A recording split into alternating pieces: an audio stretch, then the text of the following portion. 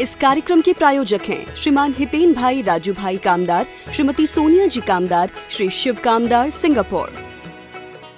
नमो अरिहंताणं, नमो सिद्धाणं, नमो ऐरियाणं, नमो वज्रायाणं, नमो लोये सव्यसाहुणम्। ओंकारं बिन्दुसंयुक्तं नित्यं ध्यायन्ति योगिनः। कामदं मोक्षदं चैव ओंकाराय नमो नमः। अविरल शब्दगणो प्रक्षालित सकलभूतलमलकलङ्का। मुनिभिरुपासिततीर्था सरस्वती हरतु नो दुरितान्। अज्ञानतिमिरान्धानां ज्ञानाञ्जनशलाकया चक्षुरुन्मिलितं येन तस्मै श्रीगुरुवे नमः। श्रीपरं गुरुवे नमः। परम्पराचार्य गुरुवे नमः। सकलकलुषविध्वंसकं श्रेयसां परिवर्धकं धर्मसम्बन्धकं भव्यजीवमनः प्रतिबोधकारकं पुण्यप्रकाशकं पापप्रणाशकमिदं शास्त्रं श्रीसंयमप्रकाशनामधेयम्। अस्य मूलग्रन्थकर्तारः श्री सर्वज्ञदेवाः, तदुत्तरग्रन्थकर्तारः श्री गणधरदेवाः, प्रतिगणधरदेवाः। तेषां वचनानुसारमासाद्य आचार्य श्री कुन्दकुन्दामनाय आचार्य सूर्यसागरेण विरचितं श्रोतारः सावधानतया शृण्वन्तु। मङ्गलं भगवान् वीरो मङ्गलं गौतमो गणी, मङ्गलं कुन्दकुन्दाद्यो जैनधर्मोऽस्तु मङ्गलं।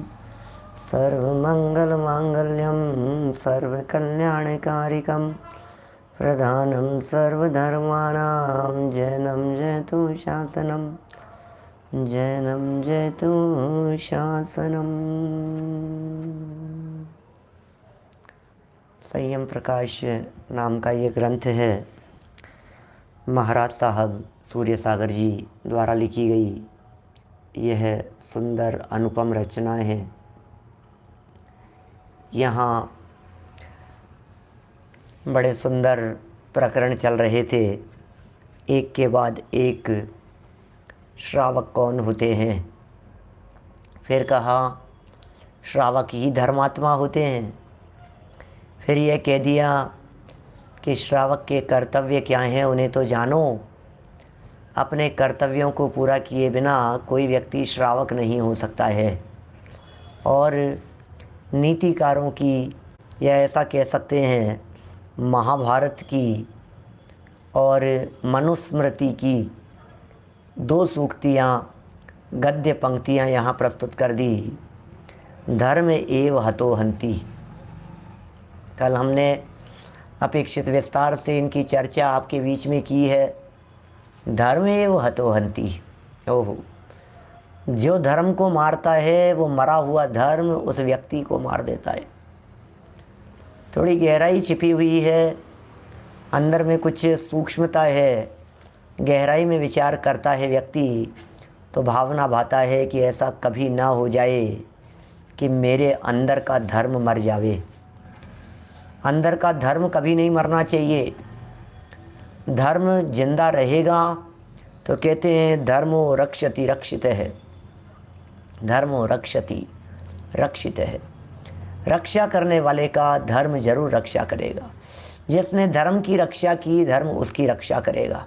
धर्मो रक्षति रक्षित है, धर्मो रक्षति, धर्म रक्षा करता है, रक्षित है रक्षा करने वाले की। जिसने रक्षा की है उसकी धर्म रक्षा करेगा, और मरा हुआ धर्म मार देता है। क्या धर्म एव हतो, धर्म एव हतो हन्ति।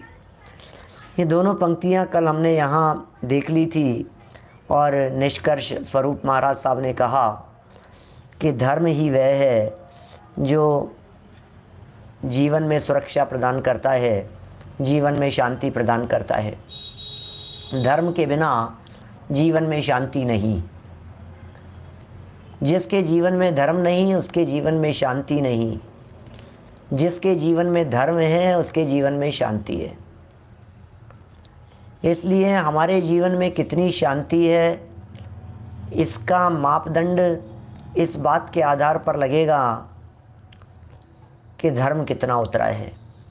धर्म कितना उतरा है इसे नापना हो तो देखना जीवन में कितनी शांति है, सरलता, बस ये धर्म से ही है। अब वो धर्म क्या है ये समझना पड़ेगा हमारे को। यद्यपि जिनागम में ही बहुत स्थानों पर व्यवहार धर्म की भी चर्चा की है, लेकिन जिसके अंतर में निश्चय धर्म नहीं होता उसके जीवन में व्यवहार धर्म भी नहीं होता। क्या? जिसके जीवन में निश्चय धर्म नहीं होता उसके जीवन में व्यवहार धर्म भी नहीं होता। इसलिए निश्चय धर्म से ही जीव धर्मात्मा होता है, और निश्चय धर्म के होने पर उस जीव के जीवन में ये षट आवश्यकों रूप बाह्य व्यवहार धर्म भी दिखाई देते हैं। जिसके जीवन में निश्चय धर्म भी नहीं है और जिसके जीवन में व्यवहार धर्म भी नहीं है, उस व्यक्ति को दुखी होने से दुनिया की कोई ताकत बचा नहीं सकती। इसलिए धर्माचरण की उपयोगिता है। उपयोगी है धर्म आचरण, जीवन में धर्म रूप आचरण होना ही चाहिए। धर्माचरण का पालन करो, ये बात यहाँ सिखा रहे हैं। पेज नंबर निकालिए 325, 325 नंबर का पेज है। 325 नंबर पेज पर धर्माचरणहीन व्यक्ति मूर्ख है। कौन व्यक्ति मूर्ख है? क्या? कौन व्यक्ति मूर्ख है? पंचकल्याणकों के अंदर इस तरह के आपने प्रश्न सुने होंगे कभी, राज सभाओं में, इंद्र सभाओं में। नहीं, ये प्रश्न तो आते हैं माता देवियों की चर्चा में। कौन व्यक्ति मूर्ख है सुना होगा आपने। देखो ये कह रहे हैं धर्माचरणहीन व्यक्ति, जो व्यक्ति मूर्खता की बातें करता हो वो नहीं, क्योंकि दुनिया में ज्ञानी व्यक्ति को सब लोग मूर्ख समझते हैं। ये जगत का स्वरूप है इसी प्रकार का। दुनिया में जितने भी लोग हैं वे सब संसारी लोग, विषय कषाय में रचे पचे, उनको ज्ञानी मूर्ख दिखाई देता है, और ज्ञानियों को वे सारे जगत के लोग मूर्ख दिखाई देते हैं। क्या? हमें ऐसे लगता है कि ये दुनिया कैसे पागल है, और दुनिया को लगता है ये कैसे पागल हैं। इनको ये सूझता रहता है। क्या? ये कैसे पागल व्यक्ति है, मूर्ख व्यक्ति है। मंदिर, स्वाध्याय, प्रवचन, इनको ये क्या है, ये इसमें क्या होता है? थोड़ा बहुत कमाओ, बिजनेस करो, घूमो फिरो, मौज मस्ती करो तो शांति मिलेगी। दुनिया में लोग इस तरह की बातें बहुत करते हैं भाई साहब। क्या? बोलो, ये जवाब दे रहे हैं यहाँ। कौन व्यक्ति मूर्ख है? अरे भैया सुनो, कौन किसको मूर्ख देख रहा है ये बात नहीं चल रही है। क्या? कौन व्यक्ति किसको मूर्ख कह रहा है, किसको कौन मूर्ख दिखाई दे रहा है, ये बात नहीं चल रही है।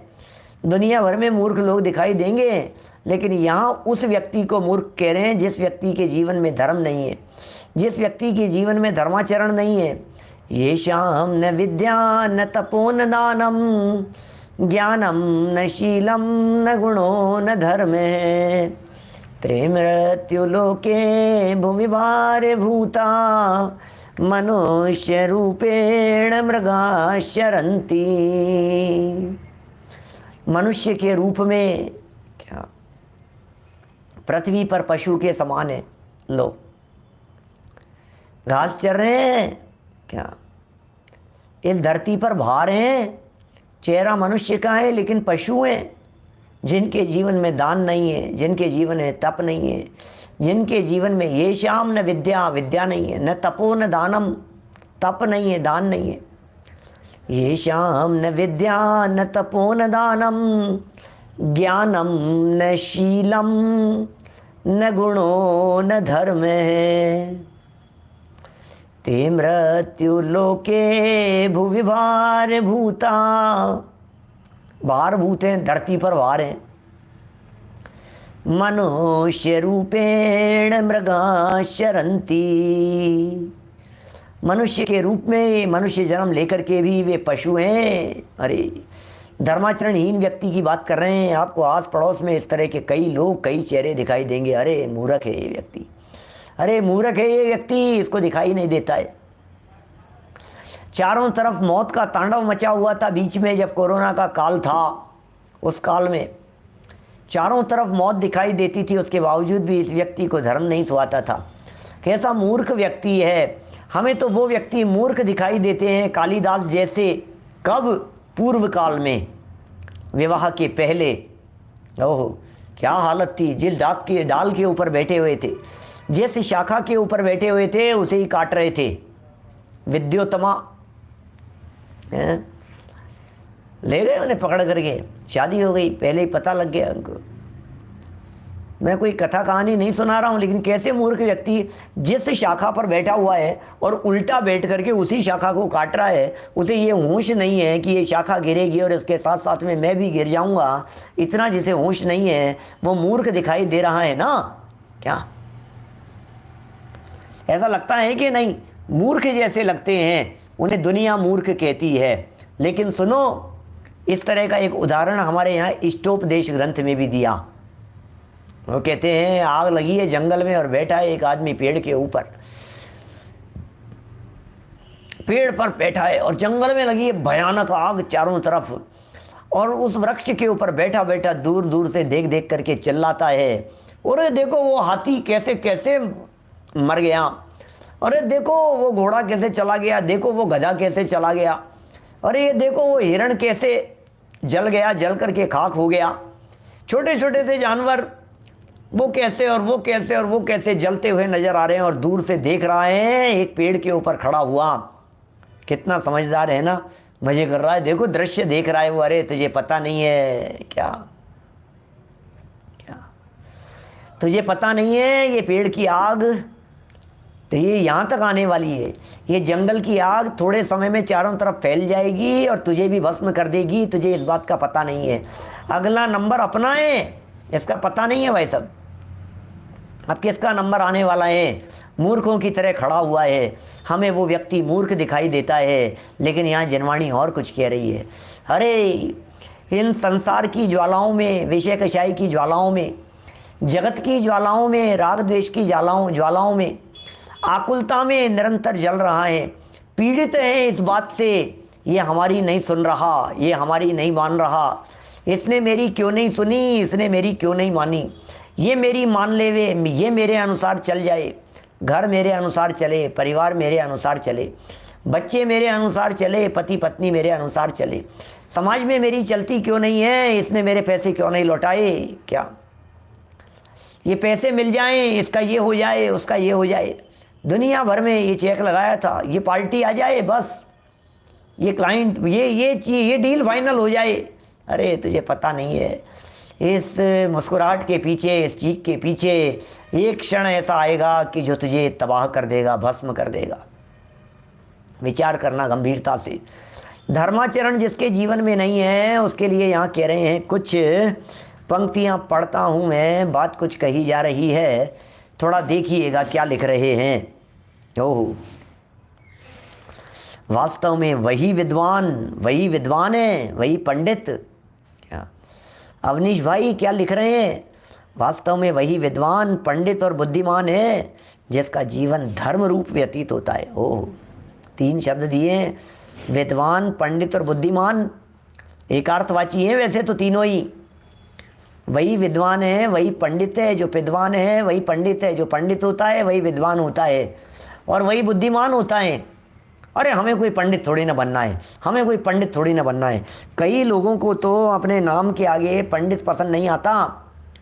आज भी कुछ हमारे साथी लोग भी ऐसे दिखते हैं जो कहते अरे पंडित नहीं, पंडित मत कहो यार, मुझे पंडित मत बोलो। अच्छा, तुम्हें पंडित नहीं बोले तो क्या मूर्ख बोले? क्या जो पंडित नहीं है वो मूर्ख है? क्या हो गया है?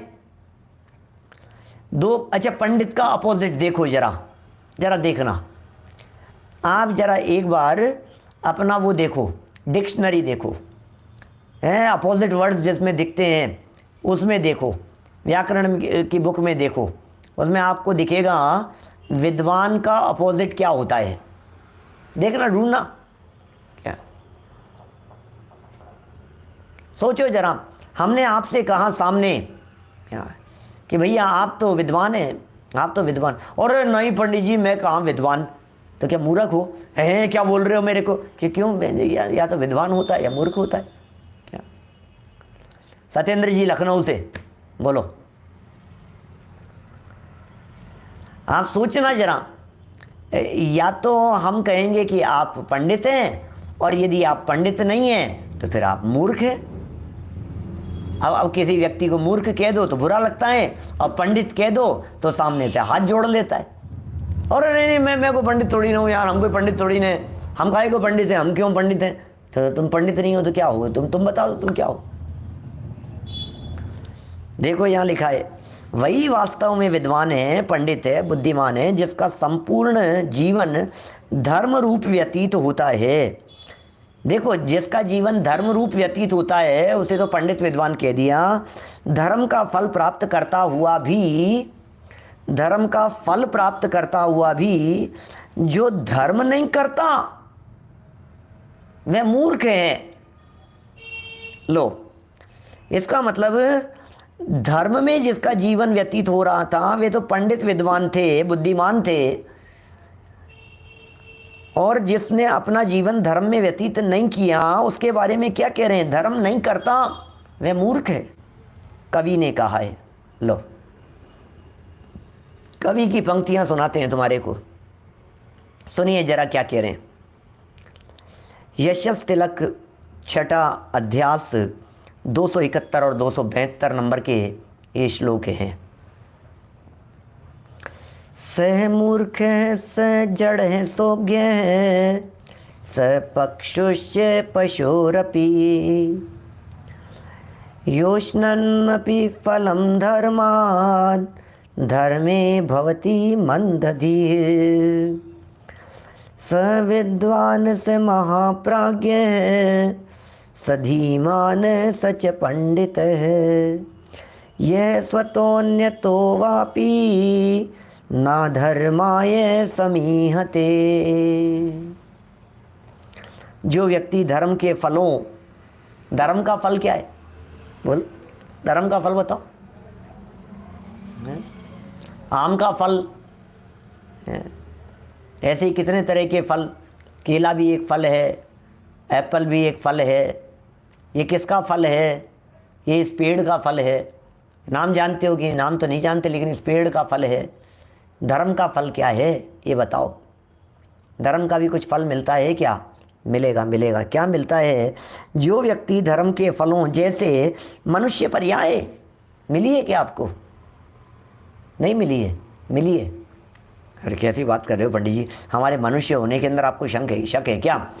मनुष्य पर्याय, उत्तम कुल, संपत्ति, सत्कुटुंब, ये वही बोधि दुर्लभ भावना जैसी पंक्तियां दिख रही है। क्या क्या मिल गया है धर्म के फल में मिला है, आपको पता नहीं है, ऐसे ही नहीं मिल गया है। आज जो हमें ये मिल गया है, जो अवस्थाएं दिखाई दे रही है, ये अवस्थाएं साधारण नहीं है, ये अवस्थाएं यूं ही नहीं मिली है। इन अवस्थाओं के पीछे पुण्य तेरा नर जन्म के संग बह गया, ढलता सूरज संध्या समय का मानव से कह गया। मानव को ये बात कह करके चला गया कि पुण्य तेरा बीत गया है। अरे बहुत पुण्य, कई जन्मों का पुण्य संचित हुआ था तो मनुष्य जन्म की प्राप्ति हुई थी। कह रहे हैं अकेले मनुष्य पर्याय की प्राप्ति नहीं, क्योंकि मनुष्य पर्याय की प्राप्ति वाले तो बहुत लोग हैं उल्लास भाई। मनुष्य पर्याय की प्राप्ति वाले तो बहुत लोग हैं। रेलवे स्टेशन पर रिजर्वेशन करवाना था, टिकट नहीं मिल रहे हैं, क्या करें बोलो। शिखर जी जाना है, ट्रेनें फुल है। बम्बई जाना है, टिकट नहीं मिल रहा है। ये खुल गया कोरोना की वजह से सब। अब तो देखो आप, धड़ाधड़ बुकिंग और फ्लाइट नहीं मिल रही है, क्या करें। ये कह रहे हैं सब मनुष्य पर्याय वाले तो थे, लेकिन उनमें उत्तम कुल वाले कहाँ हैं? ये सब धर्म का फल है। मनुष्य पर्याय, उत्तम कुल, संपत्ति, क्या संपत्ति की प्राप्ति करना। संपत्ति भी मिली कि नहीं मिली आपको? संपत्ति भी है। संपत्ति इतनी तो है कि दोनों टाइम बैठ करके रोटी खा रहे हैं, शांति से बैठ करके भोजन कर रहे हो, इसका नाम भी संपत्ति है। संपत्ति, सत्कुटुंब, ओहो, सत्कुटुंब का मिलना है उत्तरोत्तर महादुर्लभ, इन सभी का पावना। उत्तरोत्तर महान दुर्लभ, एक के बाद एक, स्टेप बाय स्टेप सब दुर्लभ है, दुर्लभ। मनुष्य पर्याय मिल गई तो उत्तम कुल नहीं मिला, मनुष्य पर्याय और उत्तम कुल मिल गया तो संपत्ति नहीं मिली। संपत्ति भी मिल गई तो सत्कुटुंब नहीं मिला, और ये सारी चीज़ें मिल गई तो इन्हें भोगता हुआ भी ये सब मिल तो गया था। किसके फल में मिला था? कि धर्म के फल में मिला था। ये लिख रहे हैं इनको भोगता हुआ भी धार्मिक क्रियाओं के पालन करने में प्रयत्न नहीं करता, प्रयत्न नहीं करता है, झुकाव नहीं है, झुकाव नहीं है। अरे जीवन का अंतिम पड़ाव आ गया है, अब तो जीवन पूरा होने को है, अब क्या कर रहे हो आप? बुढ़ापे में करेंगे साहब, बुढ़ापे में करेंगे साहब। क्यों नहीं कर रहे हो? अरे अभी ये कोई उम्र है क्या करने की? अभी से ही क्या करेंगे यार, बुढ़ापे में करेंगे भैया। जो इन सबको भोगता हुआ भी उत्तम कुल को भोग रहा है, मनुष्य जीवन को भोग रहा है, धार्मिक क्रियाओं के पालन करने में प्रयत्न ही नहीं कर रहा है, कोशिश ही नहीं कर रहा है, वह व्यक्ति मूर्ख है, जड़ है, अज्ञानी है। कैसे शब्दों के प्रयोग करें इनके पास में? ज़्यादा कठोर शब्द कहते भी नहीं है ज्ञानी लोग। हमसे कहें ज़्यादा कठोर शब्द, ज़्यादा कठोर बोलना भी नहीं आता है। हमसे कोई कहे ना बहुत ज़्यादा कठोर, कैसे बोलें? इससे कठोर कहाँ क्या बोलें? इससे ज़्यादा और क्या कह सकते हैं? वो व्यक्ति मूर्ख है। ज़्यादा से ज़्यादा मूर्ख है क्या? इससे ज़्यादा क्या बोले? जड़ है क्या? जड़ बुद्धि है क्या? जड़ क्या होता है ये? जड़ किसे कहते हैं? जड़ माने जिसमें बुद्धि नहीं हो, जड़ माने जिसमें ज्ञान नहीं हो। जड़ किसे कहते हैं? जड़ शब्द का प्रयोग अकेले पुद्गल के अर्थ में नहीं होता। जड़ शब्द का प्रयोग चेतन को छोड़ करके बाकी 5 द्रव्यों के अर्थ में होता है। सब जड़ हैं, यद्यपि पुद्गल भी जड़ हैं। क्या? पुद्गल भी जड़ हैं, समस्त पुद्गल जड़ हैं, लेकिन समस्त जड़ पुद्गल नहीं है। कुछ फर्क ख्याल में आएगा जड़ और पुद्गल में? जड़ किसे कहते हैं? चेतना से रहित हो उसे जड़ कहते हैं, ज्ञान से रहित हो उसे जड़ कहते हैं। इसमें ज्ञान नहीं है, इसमें ज्ञान नहीं है, तो फिर क्या कहेंगे? बोले मूर्ख है, ज्ञान नहीं है। तो ज्ञान नहीं है साहब, ज्ञान नहीं है, इसका मतलब क्या है? मूर्ख है। ज्ञान नहीं का मतलब क्या होता है? जिसमें ज्ञान नहीं है इसका मतलब वो मूर्ख है, वो व्यक्ति अज्ञानी है, जड़ है। और कौन? जो धार्मिक क्रियाओं के पालने में प्रयत्न नहीं करता है। अरे कोई बात नहीं, धर्म प्रकट होगा तब होगा, लेकिन प्रयत्न तो चालू है। सम्यक दर्शन होगा तब हो जाएगा, कोई बात नहीं। सम्यक दर्शन को आना होगा तो मेरी झोली में आ जाएगा। मेरा तो प्रयत्न निरंतर चलता रहता है, ये है, निरंतर प्रयत्न चलता रहता है। वह व्यक्ति मूर्ख है, जड़ है और अज्ञानी है। वह पशु से भी जघन्य कोटि का। ओ भगवान, क्या लिख रहे हो महाराज साहब? ऐसा मत लिखो। अरे क्या लिखे? श्लोक का अर्थ लिख रहे हैं क्या? यशस तिलक चंपू का ये श्लोक है और वहाँ श्लोक का अर्थ है। सोमदेव सूरी द्वारा लिखा गया है, नीति के श्लोक हैं, नीतिकारों की बात कह रहे हैं। इतनी कठोर कठोर बातें कहते हैं। पशु से भी जघन्य है, जघन्य कोटि का है, गया बीता है। बोलो, पशु से भी जघन्य? नहीं समझ में आ रहा पशु से जघन्य का मतलब? मैं बतलाऊं आपको। पशु से भी जघन्य का मतलब हो गया पशु होकर के भी भेद विज्ञान कर लेवे। ये संभव है या नहीं है? बोलो, पशु होकर के भी भेद विज्ञान कर लेवे। अब कहते हैं दादा जैसे कि पूंछ वाला कर सकता है तो तू मूंछ वाला क्यों नहीं कर सकता है? हीराचंद जी वैद साहब, जब पशु से परमेश्वर बना जा सकता है तो ये नर भगवान क्यों नहीं बन सकता है? क्या नर से परमेश्वर क्यों नहीं बन सकता है? पशु से परमेश्वर, तो नर से पशु परमेश्वर क्यों नहीं हो सकता है? मनुष्य से महान क्यों नहीं हो सकता है? जरूर हो सकता है। लेकिन ये लिख रहे हैं पशु से भी जघन्य कोटि का है। तथा जो व्यक्ति स्वयं पाप क्रियाओं में प्रवृत्त नहीं होता, जो व्यक्ति स्वयं पाप क्रियाओं में प्रवृत्त नहीं होता तथा न दूसरों को पाप कार्यों में प्रवृत्त करता है, अर्थात जो स्वयं धार्मिक कर्तव्यों का पालन करता है तथा दूसरों को भी धर्म कार्य में प्रेरणा करता है, वही विद्वान है, भाग्यशाली। अरे क्या भाग्य की बात कह रहे हैं। इस कार्यक्रम के प्रायोजक हैं श्रीमान हितेन भाई राजू भाई कामदार, श्रीमती सोनिया जी कामदार, श्री शिव कामदार, सिंगापुर।